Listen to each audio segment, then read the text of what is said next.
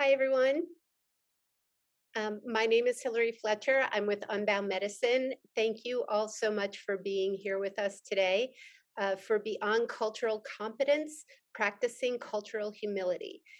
This is the third in our series of conversations with Tiffany Gibson about bringing diversity, equity, and inclusion to nursing classrooms and institutions. Following this presentation by Ms. Gibson, we'll have time for a Q&A. They've been very popular in the past. So please share your questions in the chat or in the Q&A boxes. You can direct them to the group or directly to Unbound Medicine, and I will read them first. We're very excited to have Tiffany Gibson back with us to share this information. And without further ado, we'll begin. Thank you.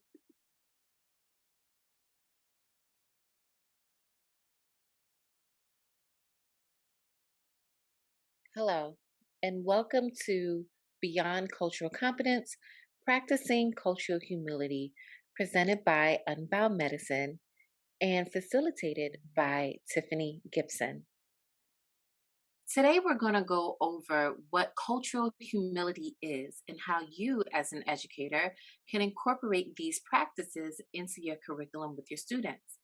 The goals of today's presentation is to define culture, to explain the spectrum of cultural awareness and understanding, and to examine practices to gain cultural humility. So, what does culture mean to you? And I want you to take a moment to really think about that. That's not a question that we often ask ourselves, even around the dinner table with our friends out at brunch.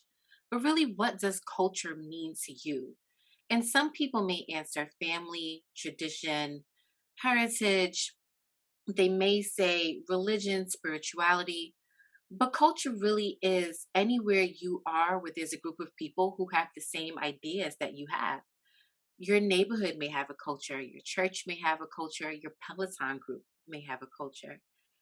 And in all these different groups, there is a mindset and a shared belief and attitude to get to the same goal.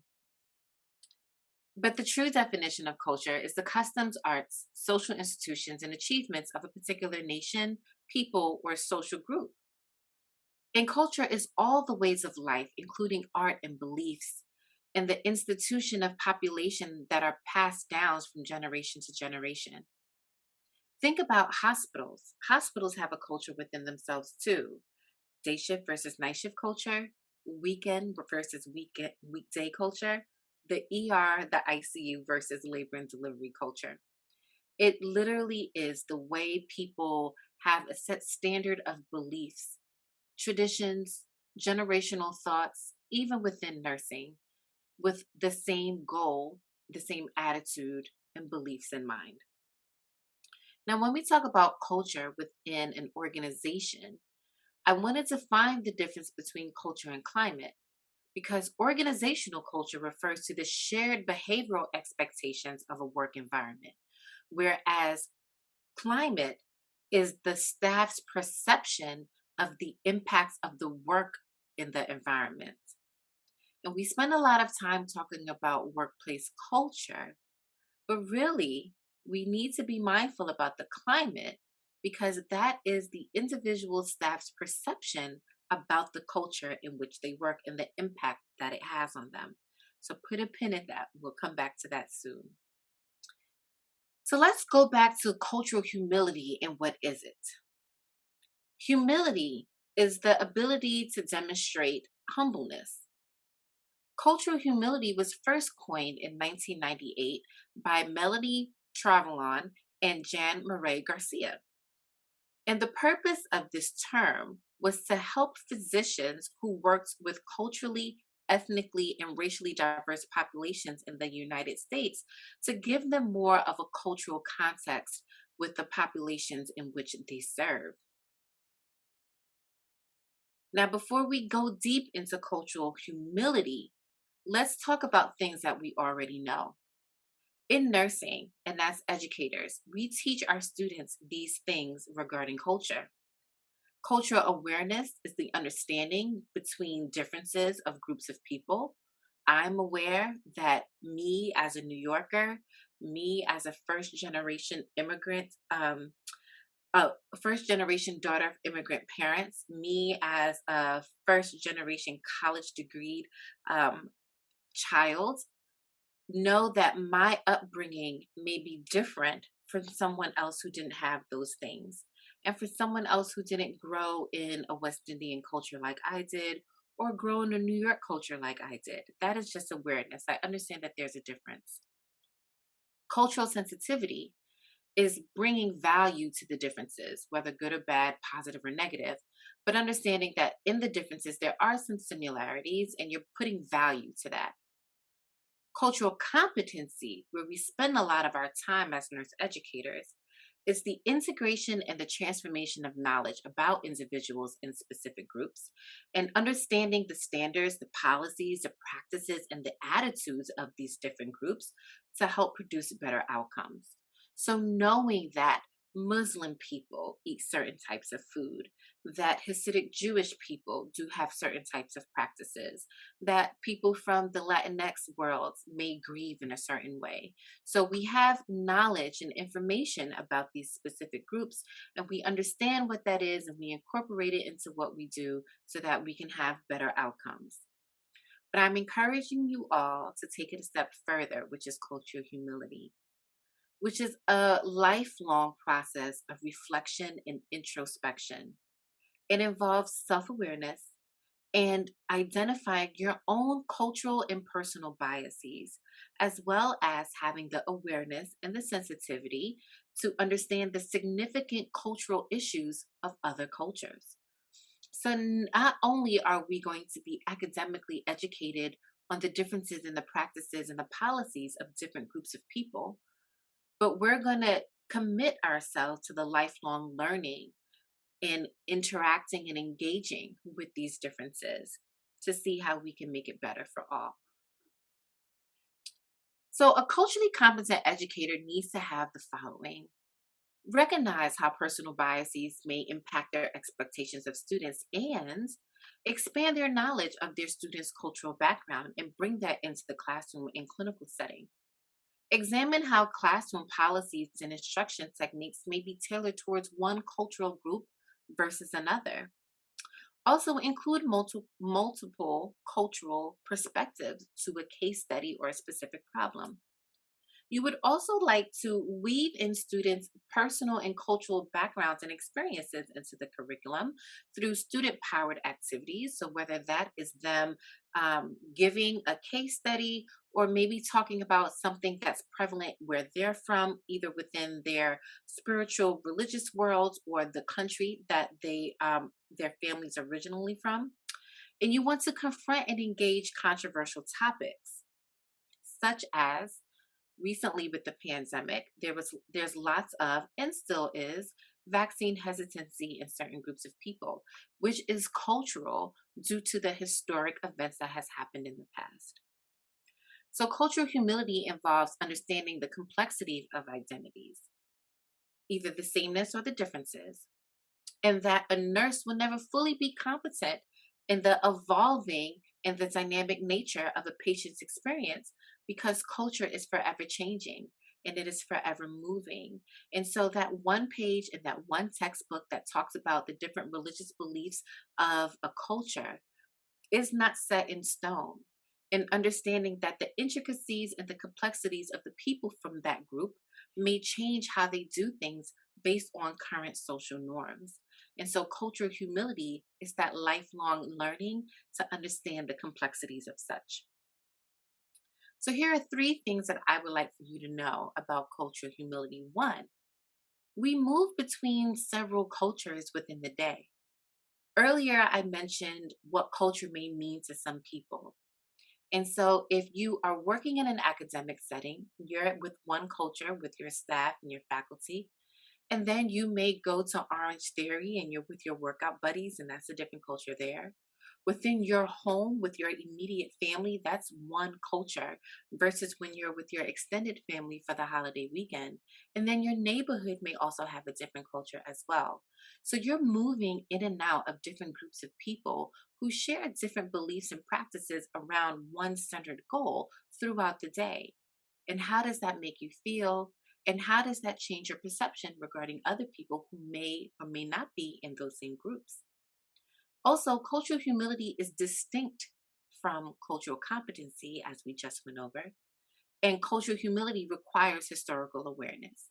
So, understanding about the Holocaust, understanding about slavery, understanding about Jim Crow, understanding about Roe versus Wade, understanding about the beginnings of Pride and everything that it took for June to be even Pride Month. Those are all different issues that are significant within certain cultures. So, how do you increase your humility as an educator? Well, first, intrapersonally, listen with interest and curiosity from people who are different from you. Second, have an awareness of your own possible biases and attempt to be non judgmental as much as possible. And then, thirdly, recognize inherent status of privilege and be willing to be taught. As educators, we have the privilege of knowing more. We have the privilege of having the degrees and the resources. But sometimes we don't have the privilege of lived experience of our student nurses and our patients. And so being willing to listen and to be taught about certain things that are significant to them that we might not have read yet in our textbooks and journals. And then interpersonally, ask yourself, who is this person that I'm engaging with and how do I make sense of them? What knowledge and awareness do I have about their culture as they are bringing information to the table? And what thoughts and feelings emerge from me about them? Because that will shape your perception. And I also want you to do the following, and this can be done immediately after watching this webinar. Write down your answers to these questions. Which parts of my identity am I aware of?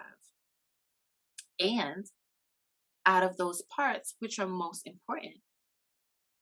What are the parts into which I project onto people? And which parts are received well and by whom?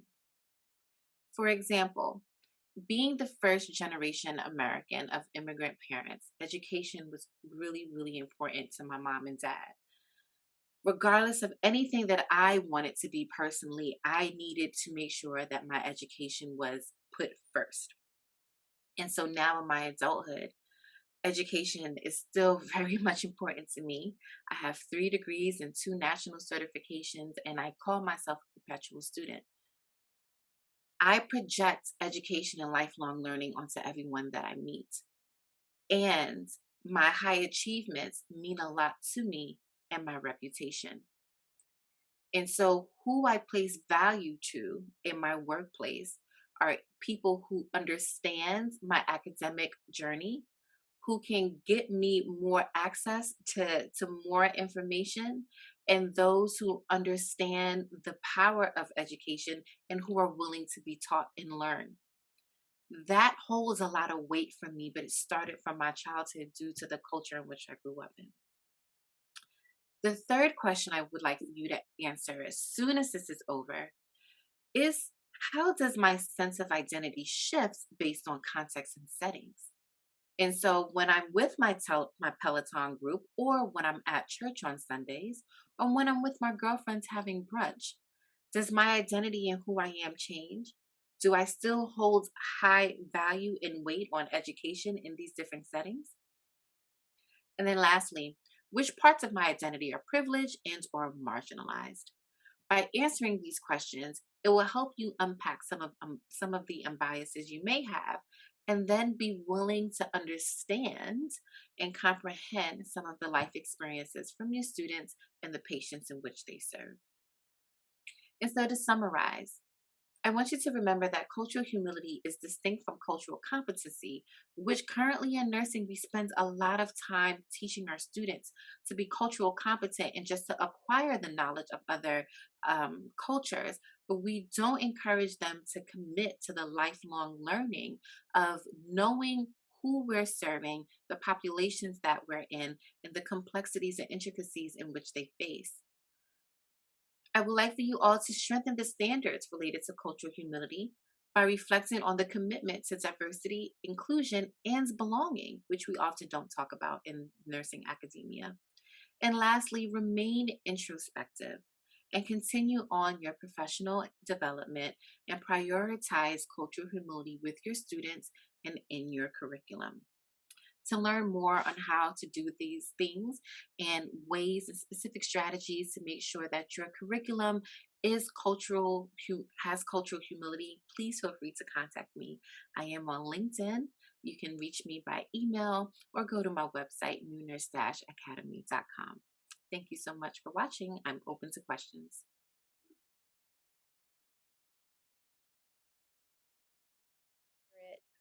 We did get a few questions. I have a couple in the Q&A if you're ready to start. I am. Okay. Well, one is, are you familiar with cultural safety, and where do you see this fitting in? Ooh, that's a good one. Yes, I am familiar with cultural safety, which is parallel to psychological safety. And if you think about the development of cultural awareness or understanding, similar to Maslow's hierarchy of needs, Mhm. where we start at the bottom with awareness and then we go up to sensitivity and then we go up to competency and up to humility, safety is going to be at the top. So, similar to Maslow's hierarchy of needs, um, the ultimate goal is to get to self awareness and actualization. But if we don't have the basic needs met at the bottom, we're not going to be able to get out of survival mode to get into thriving mode. So, cultural safety is similar. The thing about cultural humility and cultural safety is that it is an ongoing personal um, progress that you have to commit to to stretch the idea of challenge. And yes, I know this always changing. So culture is always changing, and that ongoing process of recognizing power dynamics, imbalances, and then the commitment to address those things is where the safety and the humility comes into place. Um, Another attendee said, "I've read some on the Rainbow Model of Cultural Humility by Dr. Cynthia Ferranda. If you're familiar with this model, how do you see this model as integrating into the nurse education environment?" So that's a great question, and I'm not 100% familiar with the model in order to talk about it. I'm still kind of looking into the work that's been done by Project Ready, which is a company, a nonprofit that does a lot of equity and access work for diverse youth. And I've been spending a lot of time working on their cultural humility education and model just because of my own interest in pediatrics and diversity and emotional intelligence. So I have it, but thank you so much for bringing that up. Just out of curiosity, I have a question. So the culture, Hmm. it was interesting to me that cultural humility was coined within the healthcare industry um, itself. Do you know a little bit about the history of that? And was it prompted by a specific event, or was it just something that these doctors noticed was an integral part of patient care? Yes. So it wasn't a specific event as far as I can tell. These doctors just realized with working with diverse groups and working side by side with social work that they needed more understanding. And so, similar to nursing schools, physicians also get that part of the chapter in the textbook that gives a general summary and overview of prominent cultures and religious sects, Mm. right? So, like I mentioned in a PowerPoint, they would say Jewish people would do this and Muslim people would do this. But as we know, over time that changes. Yeah. And that also changes due to what's currently happening in the world. And so, in order to make sure that we weren't beating ourselves and make sure that we were being respectful to what was going on, they came up with the humility part, which is the intent for continuous and intentional work on learning about the communities in which you are serving. So, not just saying this is what all African Americans do and then Yeah. put a period on it. Yeah. It's constantly being involved in what's happening with that group to understand what the gaps are, and then because we have the authority or the education or the ability to provide access and resources to make sure that we're filling in those gaps as needed. Nice. How do you relate this to emotional intelligence?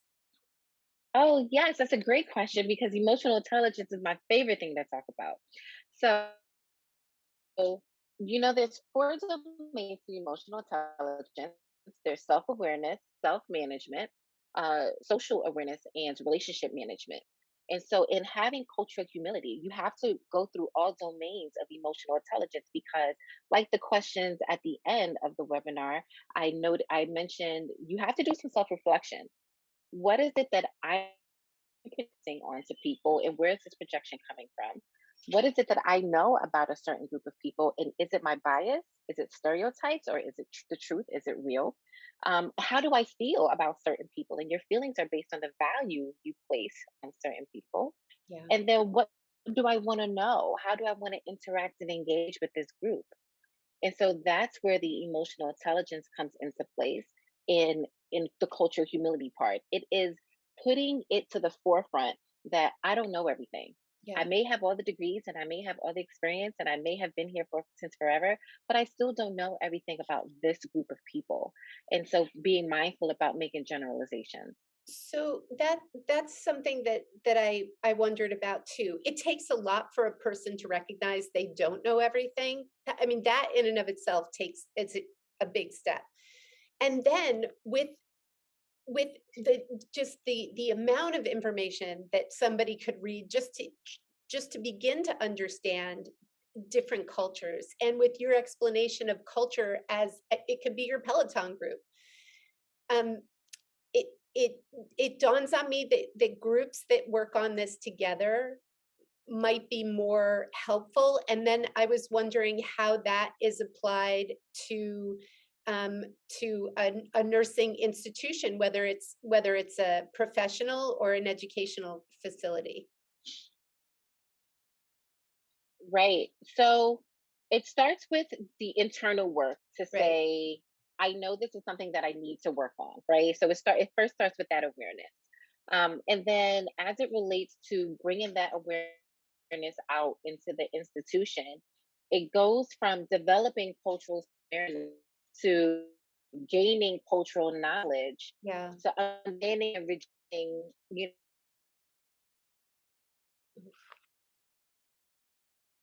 I think we just lost the end of that, Tiffany. I'm sorry, everyone. I'm going to give this a minute. if you can hear me. I think we can hear you. Now we can hear. Okay. So, yep. So it starts with developing cultural self awareness, right? And that is first. And then, in order to bring that from internal to external, we go to gaining cultural knowledge. And you can start with doing that within your classrooms. Because even within your classrooms, not only do you have different cultures, like literal cultures, Yeah. ethnic groups, racial groups, spiritual groups, but you have learning cultures too, right? You have your visual learners, you have Yeah. your auditory learners, you have your straight A students, the ones that are always in the front, always ready to go, always prepared. You have the ones that are always in the back, don't want to be called on, please don't see me, right? So Yeah. you have your different groups, and even within them, just learning about that and not just taking what you see on the outside for what it is, but understanding what's underneath that and why they're presenting the way they are. That's a good start. And then the next would be understanding and redressing these imbalances or these differences and what that may look like. And then that's when you get your institution involved. That's where you have the powers that be to help you provide resources or to hold people accountable to make sure that the system allows for these differences to still survive and thrive. So Yeah. that it starts internally, but then once you're able to identify these gaps, then that's when you can go to your institution's heads and lead to say, these are some of the things that I need to make my classroom more equitable. Or these are the things that I need for, my group of students who just needs a little bit more tender love and care Yeah. or Yeah. whatever the situation is. Mhm. Do you have, I think this is a good follow-up. Do you have any recommendations for activities to do with students at clinical during their downtime that's centered around cultural competency? Oh, yeah, that's a great question. That's a great question. So, as a clinical instructor, I use my time at clinical to not do any theory work. Because for me, I feel like it's repetitive. The student has already spent that time in the classroom learning the theory. They come to clinical and they're applying the theory in the practical setting with patients. And then when it's time for us to wrap up with post conference, that's not the time for me to reiterate that. That's the time for me to really dig into the psychosocial piece. How did this make you feel? What were your initial thoughts when you walked into the room? When you got report from from the offgoing nurse, was there any bias in the wording or what was told to you that set up this framework of what you thought was going to happen, right? You, and then also give your students permission to engage with their patients beyond the clinical, to ask them questions. Can you pronounce your name? Where is that from? What does it mean? I see that you pray 5 times a day. Do you mind telling me a little bit more about that? That starts that internal interest in wanting to learn more about other cultures. And then it also decreases the bias that we may have when we say, um, you know, this group of people always do this. And so, I hate when they come into the hospital and they bring their own food, it's so stinky, or whatever the case may be. And so, the more we engage with people who are different from us and learn about why they do the things they do, the psychology of human behavior, right? The more we pique our interest into being cultural, having cultural humility. Agree. Um, how is cultural humility similar and different from emotional intelligence? So I Oh, think you spoke okay. to that before a little bit, but not the Yeah. difference from. Right. So, I'm not even sure if there's really that much of a difference if you think about it, because emotional intelligence is a big umbrella that it also incorporates the psychology of human behavior, which cultural humility is in there too. So a lot of people will talk about cultural humility in the realm of diversity, equity, and inclusion because you're talking about culture, but people are coming to that perspective and that angle as culture from a spiritual, religious, ethnic, backgrounds, and not just saying that culture is a group of people with the same attitudes and beliefs towards a common goal. And so that's why specifically in the recording I mentioned your Peloton group, your exercise group, Yeah, the girls that you go to brunch with, the people that you go to church with, because they still may be the same race, the same gender, the same ethnicity, that have the same religion as you do, but their thought process is different working around this one thing.